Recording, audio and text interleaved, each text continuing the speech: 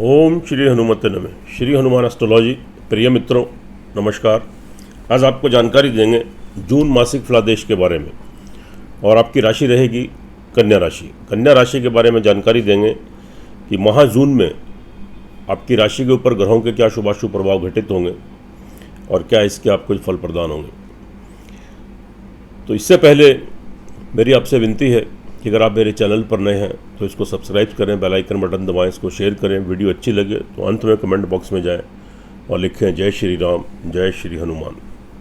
Video को अंत तक देखिए क्योंकि अंत में हम आपको कुछ महत्वपूर्ण बातें बताते हैं, जैसे कि कुछ अशुभ तिथियों के बारे में कि उन अशुभ तिथियों में आपको कौन कौन सा कार्य है तो जो इस माह में नहीं करना चाहिए, इसकी जानकारी देते हैं, वरना आपको लाभ की बजाय नुकसान होता है। और अंत में थोड़े सूक्ष्म से और आपको उपाय बताते हैं जिससे आप ग्रहों के दुष्प्रभाव से बचते हैं और आप लाभान्वित होते हैं, आपका मार्गदर्शन होता है। यह जो फलादेश है चंद्र राशि के ऊपर आधारित है। अगर आपको आपकी जन्म राशि आपको नहीं मालूम है तो आपने प्रचलित नाम से, कि जिस नाम से आपको बुलाते हैं आप उस नाम से भी इसको देख सकते हैं।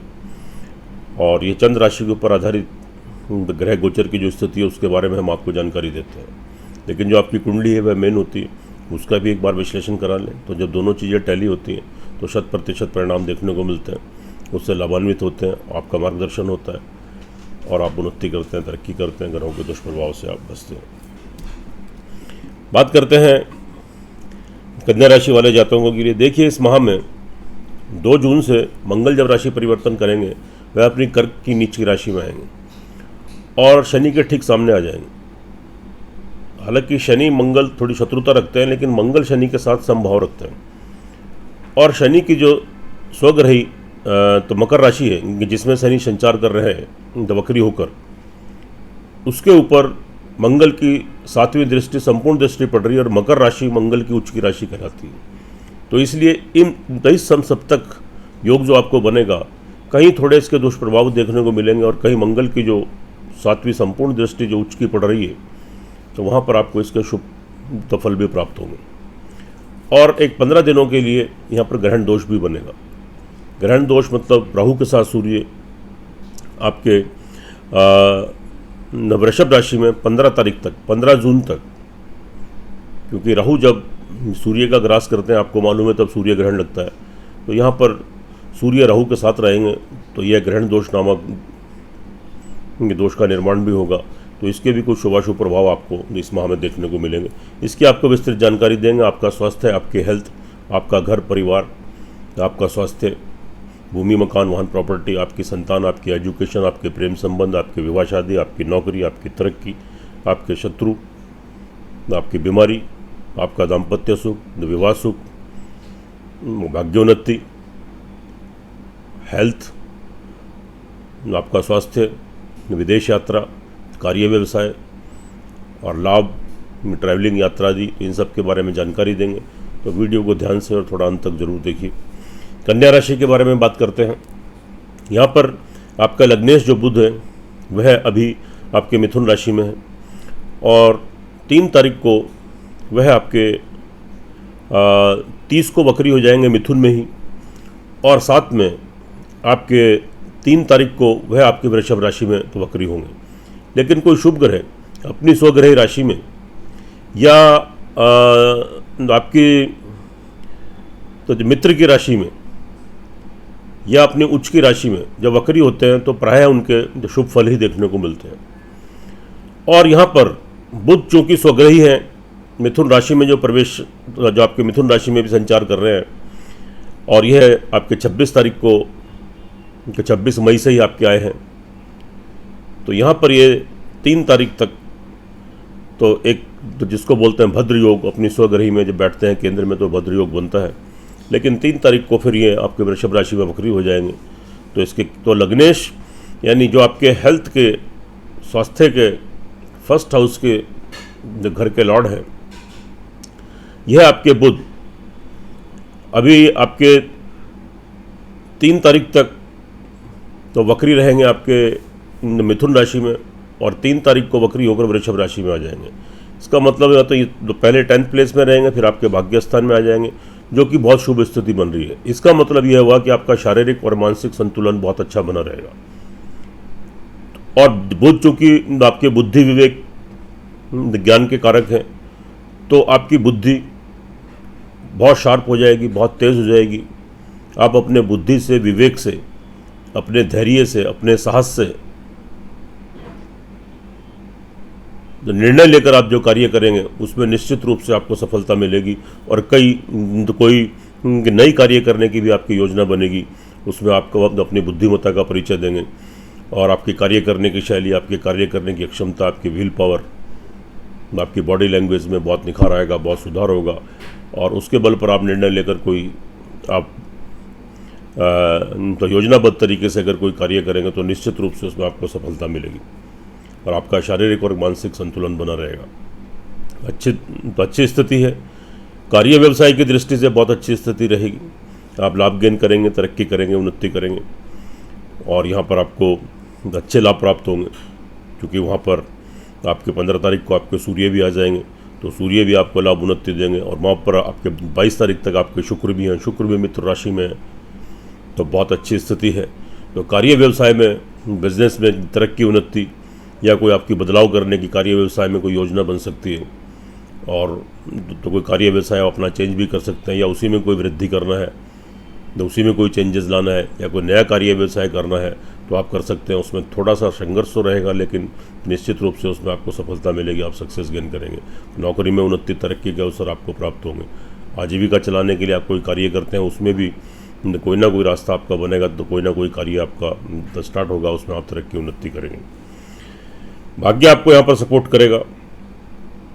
और भाग्य, हालांकि वहाँ पर सूर्य के साथ आपका ग्रहण दोष भी बन रहा है, और 15 तारीख तक चूँकि वहाँ सूर्य रहेंगे तो थोड़ा सा संघर्षों का, भाग्य उन्नति में थोड़े से संघर्षों का सामना, थोड़ी परेशानियों का सामना करना पड़ सकता है।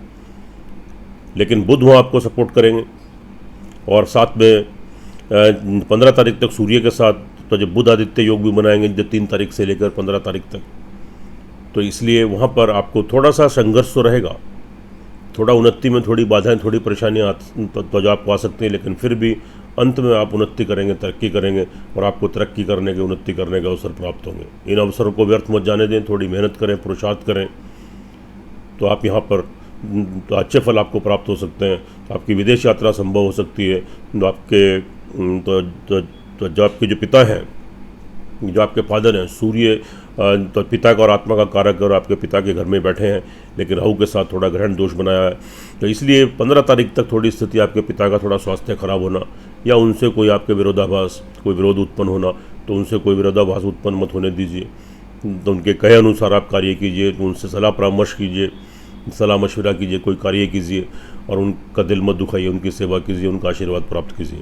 15 तारीख के बाद आपको आपके पिता का आशीर्वाद, आपको सहयोग मिलेगा, उनसे कोई फाइनेंशियल सपोर्ट मिलेगी और आपके साथ तो जो अच्छे संबंध रहेंगे। तो उनको विदेश यात्रा फिर आपकी 15 तारीख के बाद आपकी संभव हो सकती है।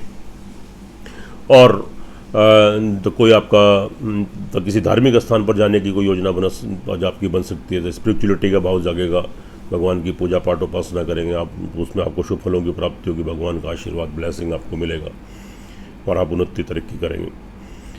अब यहाँ पर जो इसकी बुध की जो स्थिति है, तो यहाँ पर कार्य व्यवसाय में हमने आपको बता दिया कि स्वग्रही राशि में है, तो जब स्टार्टिंग में रहेंगे उसके बाद भाग्य स्थान में जाएंगे तो ऑल ओवर कार्य व्यवसाय ठीक रहेगा। लाभ की दृष्टि से यहाँ पर थोड़ी सी प्रॉब्लम रहेगी। थोड़ी सी प्रॉब्लम क्या रहेगी यहाँ पर आपके 2 तारीख को मंगल का ट्रांजिट होगा, और मंगल यहाँ पर जो है आपके नीच राशि में आ जाएंगे, क्योंकि कर्क राशि मंगल की नीच की राशि होती है। तो थोड़ा लाभ में थोड़ी सी रुकावट, यानी जहाँ से आप लाभ गेन करते हैं, आपका पैसा आता है, आपका धन का आगमन आता है, तो वहाँ सुचारू रूप से जो आपका धन आता है उसमें आपको रुकावटें आनी, या आपका धन का आगमन बंद हो जाना, बड़े भाई बहन जो आपके मित्र वगैरह हैं, आपका फ्रेंडली सर्कल है, मेल या फीमेल, स्त्री या पुरुष, वहाँ से थोड़ा नुकसान की संभावना, या अगर आप उनसे कोई सहयोग चाहते हैं तो उनसे कोई रुकावट, कोई परेशानी, तो यहाँ पर ये क्रिएट हो सकती है। तो थोड़ा यहाँ ध्यान देने की आवश्यकता है। अंत में थोड़े उपाय बताएंगे, वो उपाय करने से आप इन दुष्प्रभावों से भी निकल जाएंगे। उसके बाद यहाँ पर बात करते हैं आपके फैमिली फाइनेंस की। फैमिली फाइनेंस की स्थिति से आपकी स्थिति अच्छी रहेगी, तो बिल्कुल शुभ रहेगी। आपके परिवार वालों का लाभ, सहयोग, सपोर्ट मिलेगा और आपके परिवार में आपका अच्छा माहौल रहेगा, सुख शांति का माहौल रहेगा, और आपके धन कोष, आपके फाइनेंस में तो परिवार वालों के थ्रू कुछ वृद्धि हो सकती है, उनसे कोई फाइनेंशियली हेल्प आपको यहाँ पर प्राप्त हो सकती है, थोड़ी अच्छी स्थिति है। और साथ में लेकिन समय समय पर थोड़ी निगेटिविटी, थोड़ी नकारात्मकता, थोड़े नकारात्मक विचार आपके अंदर उत्पन्न हो सकते हैं। कॉन्फिडेंस, आत्मविश्वास आपका लूज पड़ सकता है, उसमें थोड़ी कमी आ सकती है। तो जो आपके छोटे भाई बहन हैं, आपके सहकर्मी, नौकर चाकर, आपके शुभचिंतक, आपके वेल विशर, तो ये आपके प्रियजन, आपके प्रिय बंधु, आपके मेल जोल वाले लोग, वहाँ से थोड़ा नुकसान की संभावना है, या थोड़े मनमुटाव, थोड़े से डिफरेंसेस, या कोई धोखा, कोई चीटिंग आपके साथ हो सकता है। और छोटी मोटी कोई ट्रैवलिंग करते हैं तो उसको स्थगित कर दें, नहीं तो उनको लाभ की बजाय आपको नुकसान होने की संभावना बनी रहेंगी। मकान, भूमि, मकान, वाहन से संबंधित कोई भी निर्णय आप बहुत जल्दबाजी में मत लें। अगर आपको कोई मकान लेना है, किसी मकान में प्रवेश करना है, कोई वाहन लाना है, या कोई डील करनी है, किसी संपत्ति की डील करनी है, तो बहुत जल्दबाजी में लिया गया निर्णय आपको परेशानी में डाल सकता है। आपका पैसा फंस सकता है, अटक सकता है, और आगामी आपको उसमें थोड़ी दिक्कतें आ सकती हैं। तो बहुत जल्दबाजी ना करें, और अगर करना ज़रूरी बनता है तो बहुत शुभ मुहूर्त और शुभ तिथि तारीख देखकर ही आप उस कार्य को करें।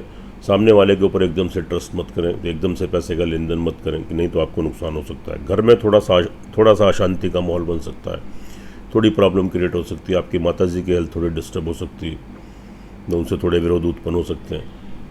तो उनसे कोई आर्ग्यूमेंट मत करें, उनकी सेवा करें, उनका आशीर्वाद लें। और घर में समय समय पर थोड़ा अशांति का माहौल, ये सारी चीज़ें, और थोड़ी मन की शांति और घर की शांति थोड़ी आपकी भंग हो सकती है। तो थोड़ा यहाँ पर ध्यान देने की ज़रूरत है, सावधानी बरतने की ज़रूरत है। इसके बाद जो विद्यार्थी वर्ग है, उनके लिए यहाँ पर अभी वक्री शनि चल रहे हैं, अपनी राशि में है लेकिन वक्री है।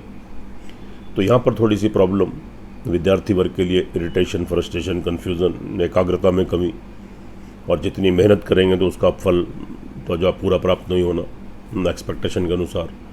और कोई कोर्स करना है, कोई एडमिशन लेना है, या कहीं आप पढ़ाई के लिए बाहर जाना चाहते हैं, तो उसमें थोड़े दिक्कत, थोड़े व्यवधान, थोड़ी परेशानियां फ़िलहाल के लिए क्रिएट हो सकती हैं। तो आगे के लिए पोस्टपोन हो सकता है आपकी योजना थोड़ी, तो वहाँ पर जो आपने बनाई है तो उसमें थोड़ी दिक्कतें, थोड़े व्यवधान आ सकते हैं। और जो जातक प्रेम संबंधों में, उनके लिए भी थोड़ा परेशानी का समय है, उनके प्रेम संबंध खराब हो सकते हैं, और ये बिल्कुल आपका तो डिफरेंसेस क्रिएट हो सकते हैं। तो आपका ब्रेक लग सकता है प्रेम संबंधों में, और एक दूसरे से धोखा, कोई परेशानी या मतभेद, मनमुटाव, ये सब होने के चांसेस आपको रहेंगे। संतान पक्ष की तरफ से थोड़ी चिंता, टेंशन आपको बनी रहेगी यहाँ पर, क्योंकि आपके संतान का कोई विवाह शादी का संबंध अचानक से छूटना, या जो तारीख बदल जाना, आगे के लिए पोस्टपोन होना, आपके संतान की वो हेल्थ डिस्टर्ब हो सकती है, उनको पढ़ाई में तकलीफ आ सकती है, नौकरी में तकलीफ आ सकती है, कार्य व्यवसाय बिजनेस में तकलीफ आ सकती है, या संतान से कोई मतभेद आपके हो सकते हैं, डिफरेंसेस क्रिएट हो सकते। तो संतान की तरफ से थोड़ी चिंता, टेंशन, थोड़ी दुख तकलीफ, थोड़ी परेशानी आपको यहाँ पर देखने को मिल सकती है। तो थोड़े उपाय करेंगे तो स्थिति ठीक बनेगी। नौकरी पेशे वालों के लिए थोड़ी संघर्ष की स्थिति रहेगी, यानी आप जितने ज़्यादा एफर्ट्स करेंगे तो उसके फल आपको, तो उसके अनुरूप आपको नहीं मिल पाएंगे। तो संघर्ष की, मेहनत की स्थिति थोड़ी ज़्यादा बन रही है। और अगर आप पहले से कार्यरत हैं, कोई नौकरी करते हैं, तो उसमें उन्नति में, तरक्की, इंक्रीमेंट कोई होने वाला है तो वह आपका रुक सकता है, थोड़ी प्रॉब्लम आ सकती है। शत्रु वर्ग आपको परेशान कर सकता है, तो शत्रुओं से आपको कोई परेशानी उत्पन्न हो सकती है कि जिससे कोई हानि होने की संभावना है। और कोई रोग, कोई बीमारी की स्थिति उत्पन्न हो सकती है, किसी कर्जे लेने की कोई नौबत भी आ सकती है। यहाँ पर थोड़ा ध्यान देने की ज़रूरत है। और साथ में जो आपका दाम्पत्य सुख है, तो जो आपका वैवाहिक सुख है, उसमें थोड़ी प्रॉब्लम क्रिएट हो सकती है। आपके संबंधों में थोड़ी तो आपके संबंधों में थोड़े मतभेद और थोड़े डिफरेंसेस क्रिएट हो सकते हैं, और पति पत्नी में लड़ाई झगड़ा, और ये डिफरेंसेस आपके कोर्ट कचहरी तक पहुंच सकते हैं, डिवोर्स तक की नौबत आ सकती है, या एक दूसरे की हेल्थ डिस्टर्ब हो सकती है, जिससे आपको दाम्पत्य सुख में थोड़ी कमी, परेशानी आपको देखने को मिलेगी। और कोई विवाह शादी का, अगर आपकी कहीं विवाह शादी कहीं होने वाली है तो वह संबंध आपका टूट भी सकता है, या फिर आगे के लिए पोस्टपोन हो सकता है, आगे के लिए उसकी तारीख बदल सकती है। तो यहाँ पर थोड़ा तो संयम बरतने की ज़रूरत है, और थोड़ा अपने बुद्धि विवेक का प्रयोग करने की ज़रूरत है। और साथ में अगर आप बिजनेसमैन हैं, तो व्यवसायी हैं, या पार्टनरशिप में कोई कार्य करना चाहते हैं, तो फ़िलहाल के लिए स्थगित कर दें, नहीं तो आपको लाभ की बजाय उसमें नुकसान होने की संभावना रहेगी। और कोई भी स्थान परिवर्तन करना है या बिजनेस परिवर्तन करना है, बिजनेस परिवर्तन कार्य आजीविका से संबंधित कोई कार्य करते हैं उसको तो आप कर सकते हैं, लेकिन पार्टनरशिप में अगर कोई कार्य करना चाहते हैं तो फिलहाल के लिए स्थगित कर दें। तो यहाँ थोड़ी परेशानी आपको हो सकती है, पार्टनर से धोखा मिल सकता है, आपका कार्य व्यवसाय, आपका बिजनेस बंद भी हो सकता है, आपका लॉस भी हो सकता है। अचानक से चोट-फेट, एक्सीडेंट, कोई दुर्घटना या कोई अग्निगर्भ है तो ये सारी चीज़ें क्रिएट हो सकती हैं और आपका कोई बड़े पैसे का नुकसान, कोई लॉस आपका हो सकता है। यहाँ ध्यान देने की ज़रूरत है। और साथ में ऑल ओवर देखेंगे तो लाभ की स्थिति से यहाँ पर समय समय पर थोड़ा, तो जैसे मैंने कहा कि आप जहाँ से पैसा आता है, धन आता है, थोड़ी प्रॉब्लम आपको क्रिएट हो सकती है, आपका धन रुक सकता है, तो पैसा फंस सकता है, अटक सकता है। लेकिन बहुत समय के लिए नहीं, अस्थायी समय के लिए नहीं है, तो आगे स्थिति फिर ठीक हो जाएगी। और ट्रैवलिंग की दृष्टि से स्थिति ऑल ओवर ठीक रहेगी। खास तौर से 15 तारीख के बाद अगर आप यात्रादि के थ्रू कोई कार्य करते हैं, बाहर विदेशों में एक्सपोर्ट इम्पोर्ट का आपका कार्य है, या आप अपने तो देश में ही एक शहर से दूसरे शहर आते जाते हैं और किसी भी चीज़ का, किसी वस्तु का आदान प्रदान करते हैं, आप नौकरी करते हैं या बिजनेस करते हैं, तो आपके उसमें नए कॉन्टैक्ट्स बन सकते हैं, आपको रुका हुआ धन वापस आ सकता है, उसमें आपको लाभ की प्राप्ति होगी। और यात्रा दी ट्रैवलिंग से आपको 15 तारीख के बाद, 15 जून के बाद आपको लाभ मिलने की पूरी संभावनाएं बनी रहेंगी। और अगर कोर्ट कचहरी में कोई मुकदमा, कोई तारीखें चल रही हैं तो 15 तारीख के बाद स्थिति आपके अनुकूल रहेगी, उसमें आपको जो आपको विजय प्राप्त हो सकती है। ऑल ओवर देखें तो कन्या राशि वाले जातकों के लिए अगर आपकी कुंडली के अंदर और ग्रहों की दशा अंतर्दशा, जो आपकी मेन जन्म कुंडली है, आपके फेवर में, आपके पक्ष में चल रही है, तो यहाँ पर तो आप मान के चलिएगा 70-80% तक आप तरक्की, उन्नति करेंगे, लाभ गेन करेंगे। और अगर आपकी जन्म कुंडली में आपके ग्रहों की दशा अंतर्दशा आपके प्रतिकूल चल रही है, तो आपके फेवर में नहीं है, तो थोड़ी सी दिक्कतों का सामना आपको यहाँ पर करना पड़ सकता है। फिर इसके प्रभाव आपको 10-20% देखने को मिलेंगे। तो इसलिए एक बार अपनी कुंडली का विश्लेषण जरूर कराएं। अब बात करते हैं अशुभ तिथियों के बारे में। इस माह में कौन कौन सी तिथियों में आपको कौन कौन सा कार्य नहीं करना चाहिए, वरना आपको लाभ को बजाय नुकसान मिल सकते हैं। कन्या राशि वालों के लिए 24-25 तारीख को भूमि, मकान, वाहन से संबंधित कोई क्रय विक्रय का कार्य मत करें, नए मकान में प्रवेश मत करें, नया वाहन घर में मत लाएं या कोई डील मत करें। 24 और 25 तारीख, उसके बाद 6, 7, 8 तारीख को लगभग 12:30 बजे तक। तो इसमें आप घर से निकलते हो थोड़ी सावधानी बरतें। कोई चोट दुर्घटना, कोई गाड़ी चलाते हैं, कोई वाहन चलाते हैं तो थोड़ी दुर्घटना आपके साथ घटित हो सकती है, और कोई पैसे का नुकसान, कोई बड़ा नुकसान आपको हो सकता है, हॉस्पिटलाइज हो सकता है, कोई बीमारी क्रिएट हो सकती है। उस दिन आपको नुकसान की, कोई दुर्घटना की संभावनाएं बनी रहेंगी। उसके बाद 16-17 तारीख से आप कोई ट्रैवलिंग, कोई यात्रा आदि करते हैं, उससे बचें। पैसे के लेन देन से बचें, नहीं तो आपको पैसा फंस सकता है, अटक सकता है, थोड़ी प्रॉब्लम आपको क्रिएट हो सकती है। और कोर्ट कचहरी के मुकदमों की तारीखों को भी अवॉइड करें, नहीं तो वहाँ नुकसान हो सकता है। अब बात उपाय की कर लेते हैं। तो कन्या राशि वाले जातकों के लिए आप शनि का उपाय कीजिए और आप मंगल का उपाय कीजिए। ओम गंग गणपते नमः 108 टाइम्स, ओम शंख शनिश्चराय नमः 108 टाइम्स, 2 मंत्रों का जाप कीजिए। एक हनुमान चालीसा का पाठ कीजिए। उसके बाद एक संकट मोचन हनुमान अष्टक का पाठ कीजिए और हनुमान जी की आरती कीजिए। मंगल शनिवार को अंडा मांस मछली नहीं खाएं। मंगलवार को लाल बूंदी का प्रसाद हनुमान जी को चढ़ाएं। और साथ में आप क्या करें, तो शनिवार को पीपल के वृक्ष पर काला तिल, कच्चा दूध, पानी मिलाकर चढ़ाएं। और साथ में शाम को शनि की आरती करें, थोड़ा सा प्रसाद उनके नाम का चढ़ाएं। काली चींटियों को खिलाएं, काले कौवों को खिलाएं, काले कुत्ते को खिलाएं। तो आप ये थोड़ा सा उपाय आप श्रद्धा विश्वास के साथ कंटिन्यूटी में करेंगे तो ये शनि मंगल के जो दुष्प्रभाव तो इस माह में आपको मिलने वाले हैं, इससे आप बचेंगे और निश्चित रूप से आपको घरों के आपको शुभ फल प्राप्त होंगे। आप तरक्की करेंगे, उन्नति करेंगे। सुखी रहें, स्वस्थ रहें, हंसते रहें, मुस्कुराते रहें। जय श्री राम, जय श्री हनुमान।